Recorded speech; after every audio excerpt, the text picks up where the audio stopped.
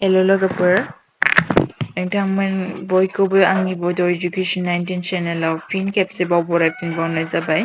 दिनै आं नोंथांमोननि सिगाङाव एशियान काप 2023 नि इम्परटेन्ट सोंनाय फिननाय लानानै फैलायबाय, जाय कम्पिटिटिभ आनजादनि थाखाय जोबोद गोनांथार। अन्नानै भिडिअखौ जोबजासिम नायलां। जुदि नोंथांमोना सिगांनि भिडिअखौ मोनाखैब्ला प्लेलिस्टआव थांनानै नायहैनो हागोन। फैदो बिदिब्ला जागायनोसै कुइसन सोंनाय फिननायफोरखौ। So गिबियाव दङ कुइसन नम्बर 1 आव मेन्स एशियान काप 2023 क्रिकेट टुर्नामेन्टखौ फाइनालाव बबे हादरा देरहानो हादोंमोन? So बेनि कारेक्ट आन्सारा जागोन भारत। मिथिनानै ला भारत हादरा एशियान काप 2023 फाइनालखौ श्रीलंकानि हेंथायै गेलेना 10 विकेटजों श्रीलंकाखौ फेजेनना देरहानो हादों। बे फाइनाल गेलेनाया श्रीलंका हादरनि प्रेमादासा स्टेडियाम कलम्बोआव जादोंमोन। कुइसन नम्बर 2 बबे हादराव मेन्स एशिया काप 2023 क्रिकेट टुर्नामेन्टआ जादोंमोन? स' बेनि कारेक्ट आन्सारा जागोन अप्शन नम्बर C पाकिस्तान आरो श्रीलंका। मिथिनानै ला बे बादायनाया 30 आगस्तनिफ्राय 17 सेप्तेम्बर 2023 सिम जादोंमोन।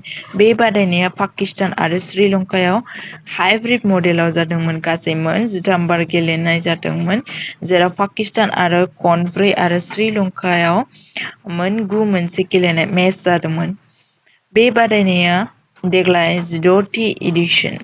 बे बादायनाया देग्लाय 16थि एडिशनाव जादों। बे बादायनायाव गासै मोन 6 हादरनि टीमा बाहागो लादोंमोन। बे मोन 6 हादरनि टीमफोरानो जाबाय इन्डिया, श्रीलंका, नेपाल, पाकिस्तान, बांलादेश आरो आफगानिस्तान। नोंथांमोना चेनेलाव दिनैसो गोदानै हाबदोंब्ला अन्नानै चेनेलखौ साबस्क्राइब खालामनानै ला आरो बेल आइकनखौबो थुनानै ला। लाइक खालाम, कमेन्ट खालाम, शेयार खालाम अन्नानै। जाय बिथांमोना जानो गोनां कम्पिटिटिभ आनजादनि थाखाय थियारि जागासिनो दङ, जाय बिथांमोना साख्रिनि आनजादाव एटेन्ड जानो थाखाय थियारि जागासिनो दङ, बिथांमोना बे भिडिअखौ नायोब्ला नोंसिनि थाखायनो जोबोद मुलाम्फा जागोन। स' बेनिखायनो अन्नानै जोंनिबो सापर्ट जानायनि थाखाय लाइक, कमेन्ट, शेयार खालामनानै हो, जाहाथे जों गोसो गुदुं जानानै थाबैनो नोंथांमोननि सिगाङाव भिडिअखौ लाबोनो हायो। दानिया फैदो कुइसन नम्बर 3 आव मेन्स क्रिकेट एशियान काप 2023 आव प्लेयार अफ द टुर्नामेन्ट बान्थाखौ सोर गेलेगिरिया मोनदोंमोन? स' बेनि कारेक्ट आन्सारा जागोन option number B Kuldeep Yadav इन्डियाननि। कुइसन number 4 men's cricket Asia Cup 2023 खौ मा फर्मेटआव गेलेनाय जादोंमोन? स' बेनि कारेक्ट आन्सारा जागोन ODI। स' ODI नि फुल फर्मआ जाबाय वन डे इन्टारनेशनेल। बेनिफ्राय कुइसन नम्बर 5 क्रिकेट एशिया कापखौ माब्ला गायसननाय जादोंमोन? स' क्रिकेट एशिया कापखौ माब्ला गायसननाय जादोंमोन? स' बेनि कारेक्ट आन्सारा जागोन अप्शन नम्बर D 1983। कुइसन नम्बर 7 एशिया काप क्रिकेट गिबियाव माब्ला गेलेजेननाय जादोंमोन? स' बेनि कारेक्ट आन्सारा जागोन अप्शन नम्बर C 1984। मिथिना ला गिबियाव 1984 मायथाइयाव इउनाइटेड आरब इमिरेट्स UAE हादराव गेलेदोंमोन। भारत हादरा देरहानो हादोंमोन।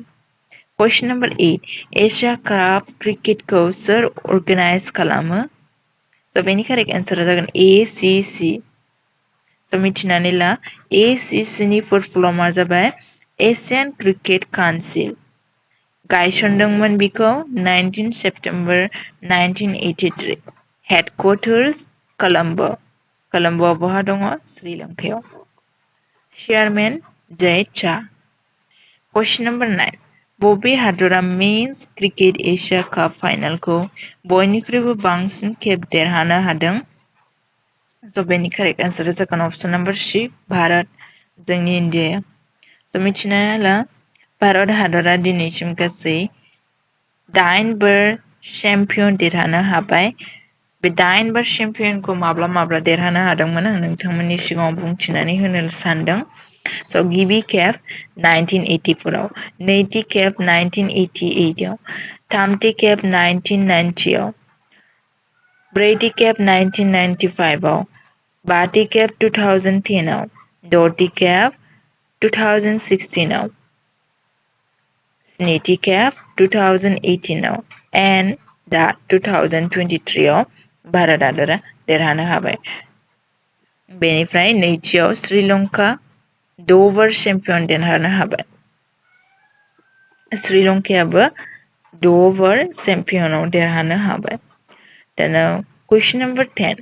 एशिया काप 2023 क्रिकेट टुर्नामेन्टआव बयनिख्रुइबो बांसिन रान खालामनो हानाय गेलेगिरिया सोर? स' बेनि कारेक्ट एन्सारा जागोन option number C, Shubman Gill. मिथिना ला शुभमन गिल। बिथाङा भारत हादरनि गेलेगिरि। बियो गासै 302 रान स्कर खालामदों। Question number 11. Asia Cup 2023 cricket टुर्नामेन्टआव बयनिख्रुइबो बांसिन उइकेट खालामनो हानाय गेलेगिरिया सोर? स' बेनि कारेक्ट एन्सारा जागोन मितिसा पाटिराना। अप्शन नम्बर ए। मिथिनानै ला मितिसा पाटिराना श्रीलंकानि गेलेगिरि बलार। बियो 11 जन विकेट खालामनो हादों। Question number 12.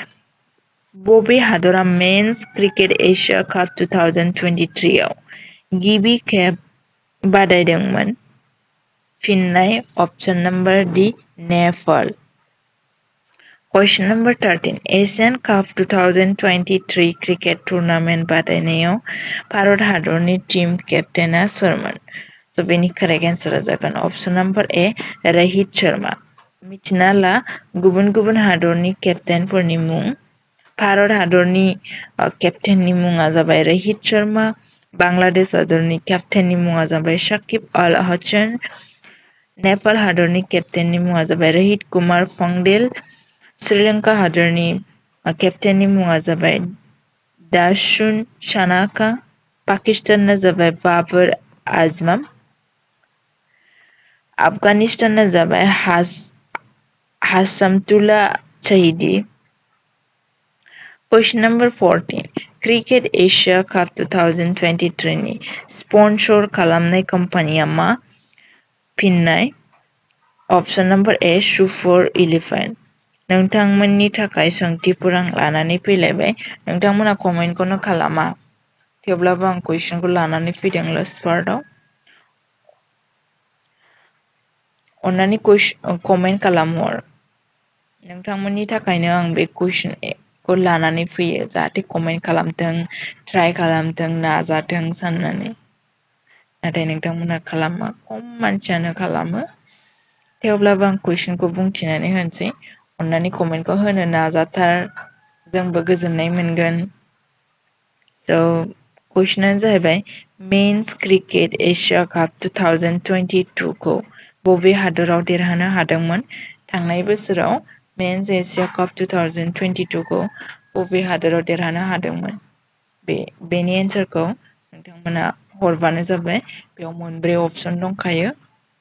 बे मोनब्रैनिफ्रायनो बबेबा मोनसेया कारेक्ट एन्सार। एन्सारखौ हरगोनखौ आसा थिबाय। गोबां बार आं होबाय बेबायदि कुइसन, नाथाय नोंथांमोना एन्सारखौनो हरा, कमेन्टखौनो खालामाखै। थेवब्लाबो नोंथांमोना फिननायखौ कमेन्टआव हरब्लानो जाबाय। आरो PDF नि थाखाय डिसक्रिपसनाव चेक खालाम। जायफोर बिथांमोननो PDF नांगौ, PDF नांगौब्ला डिसक्रिपसनाव लिंक होखानाय दङ। स' डिसक्रिपसनाव लिंकआव थांनानै लाहैनो हागोन। स' भिडिअखौ जोबजासिम नायनायनि थाखाय गोजोननाय थाबाय।